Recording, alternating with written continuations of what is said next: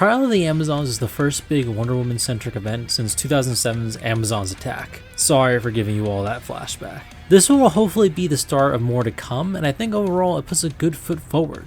There's a trial brewing, and if you should know anything about me, it's that I love tournament arcs. The 3 Amazon tribes must put forth the warrior to compete for the right to guard Doom's doorway, and another contest to become queen of all the Amazon tribes. Trial of the Amazon sets up this premise well without feeling overly stuffed with exposition. The creative team pieces out important information through natural dialogue. Even better than how it sets up the plot, this issue sets up the rivalry between the Amazons that will carry this event. I do like the hostile dynamic of these 3 Amazon tribes. It's not catty at all, but there's some true bad blood between these tribes who need to work together. They're trying to settle into a rivalry rather than a hostile relationship, and the creative team captures that dynamic well.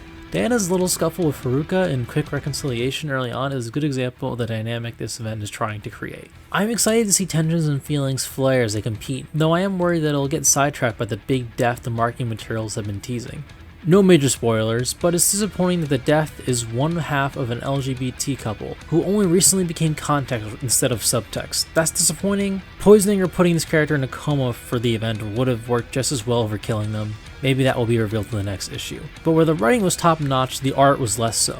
There's nothing ugly about this book, but it has structural problems. The art and the lettering in Trial of the Amazons can be sloppy. That's the best word I can use to explain it. In terms of art, there are multiple artists with different art styles throughout. It tries to use different art styles for the special effect to introduce new characters, but it doesn't work too well. Rather than use it for a signature splash page, there are several panels leading to a splash page that stick out like a sore thumb. They should stun, but they don't, and that's a shame.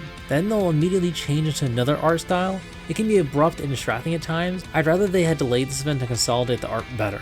The error with the lettering is more egregious. There are several panels where Diana was saying Queen Faruka's lines and Faruka's saying Diana's. That may only be in the digital copy I read, but that's still pretty ridiculous. That's straight up an example of comics mechanically not working.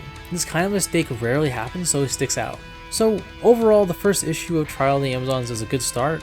The wheels are already turning, and this won't be a story you want to miss, especially if you think Wonder Woman's side of the DC Universe has been undersold. If you had to pick an Amazon to be queen of all 3 tribes, who would you pick? I'd cheer for Nubia in a heartbeat. Let me know in the comments below.